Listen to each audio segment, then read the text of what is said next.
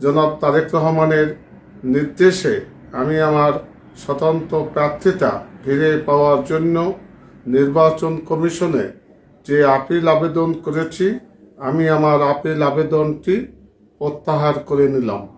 রহমানির রহিম। আসসালামু আলাইকুম।